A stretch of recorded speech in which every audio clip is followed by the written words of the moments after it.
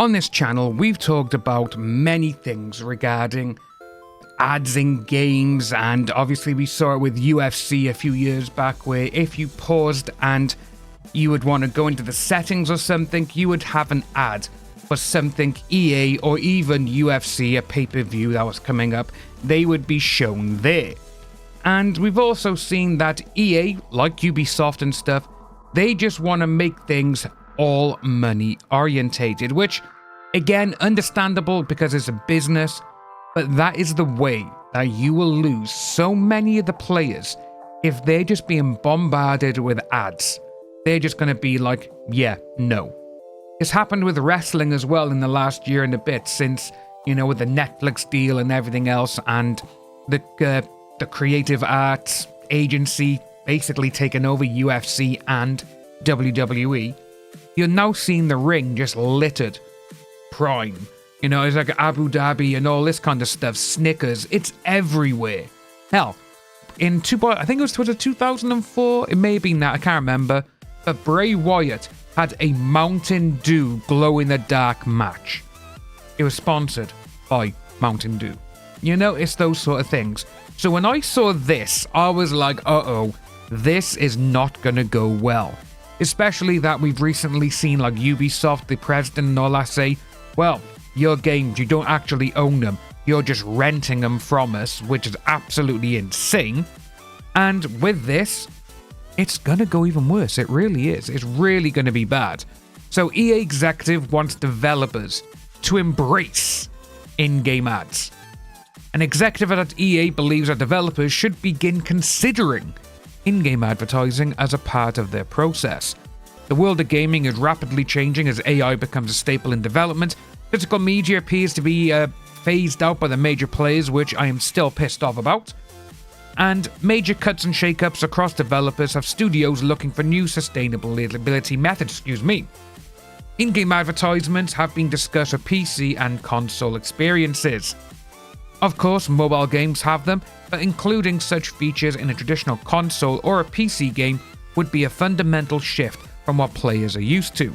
At least one executive at EA is now making the case that everyone should consider such a move. That is going to be one of the worst things any company can do. And again, when you look at, we'll use Grand Theft Auto 5 for an example online. Everything in-game is literally their own brand, you know? Because obviously that's what they do. They make up every single thing. And you can see it on, you know, the billboards and everything else, which is absolutely hysterical. But if EA made a game like GTA, which is an open world game, they would have billboards and posters showing genuine real life things. So let's use the Odyssey for example as well. EA, you're in their own GTA style of game. It could be a billboard. The Odyssey, go see it in IMAX. It could be funny because you could say, oh yeah, that sucks, yeah. But if you're just going to get bombarded like that, and imagine if you go from one place to another, say you're going from the street into your nightclub. You have a black screen or like a little cutscene or whatever. Imagine having an ad instead of a cutscene. That would make so many people just go delete, not doing it. It would be terrible, it really would. So the EA executive says that in-game ads should be part of game development. Speaking with the game business, Alexander Deo, VP of Advertising and Sponsorship at EA, explained that there's a huge opportunity for built-in ads in gaming, not only for new games but for existing ones as well.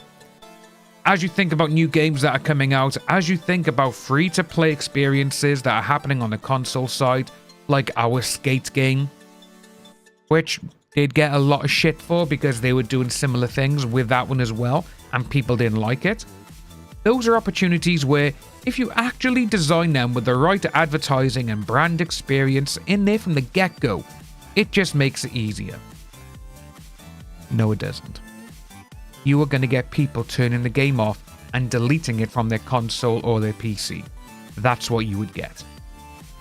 It makes it feel more native, and it creates more flexibility in the type of brands that can come in and out, so I do see a big opportunity there.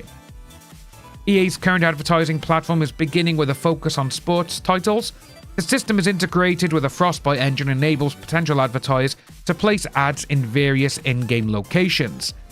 EA has even been working with the Interactive Advertising Bureau and Integral Ad Science to help standardize how ads are measured and when they appear. He believes that these partnerships can be the anchor of the entire in-game advertising division.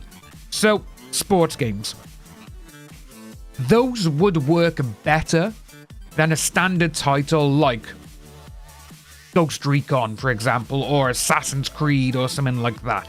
Again, we're going to them because they're the ones who do a lot of you must pay for every single thing. And when you look at what they want to do, and if you want to do it with a sports game could work. It really could. That is mostly because, again, we see so much branding in sports in real life. It kind of goes, hand in hand with it. With football, you have on the outskirts of the pitch, you have the LED lights and everything else and the signs, which will do, like at the moment, last night in the World Cup final, you had Shell, you had Sony, you had all those kind of ones going around. And that one there, I could see why that would be okay. With a sports game, you can do it. But what people don't want is when you press start to pause a game and an ad pops up. No one wants that. No one wants ads in cutscenes. No one wants them. Like I said, if you are going to be doing an open world game, something like GTA, those kind of cities, or Saints Row or something, you could put the advertising in, but just have it like in a distance, like I was saying, on billboards or whatever. But they don't want to do that. They want their ads to be front and center. That's why I'm saying that if you press pause, an ad will pop up. Hell, Paramount Plus is currently doing that. If you pause it, it comes up with an ad for their own stuff. Disney Plus, another streaming platform. If you press pause, or even if you do it before a movie, it's showcasing something that is on their streaming service. And to be honest with you, when you get people who are paying for ad-free, and they still get that, they go, oh, well, it's in the terms and conditions. If it's our own stuff, we're allowed to show you an ad for it. It's absolutely ludicrous, it really is.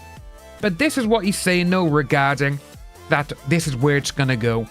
When we think about in-game measurements and viewability standards, how do we make sure that's consistent so that when other publishers and platforms also do this, and we share back reports to the brand, or the marketer, they're seeing consistency. And they know it's showing up the way that it would be showing up. And it's being measured the way that it should be measured. Some of the things that we're doing here, I believe, will drive a bit more consistency and standardization across the industry. And as you can see by here, they've put this here because, again, in college football, there's a number of them, and it just sucks. But this is what we got, guys. What do you think of this? Do you think this is a good thing to do? Do you think it's a bad thing to do? To be honest with you, I think it's a bad thing. Unless if you got a sports game, because you got the branding on the on the uniforms, on the kits, on the side, hell, even on some of the pitches for like NFL and all this kind of stuff, and ice hockey, you see it on the ice. Those sort of things, yes, I'm like, right, okay, because again, everyone who watches a sporting contest, be it football, American football, ice hockey, MMA, kickboxing, whatever, there is always sponsorship everywhere, which is understandable. But if you're starting to put them into normal games, that's going to be the worst thing they could ever do. Let us know what you think about this, guys. So like and subscribe. As always, my name is Dan. Take care, and I'll see you in the next video.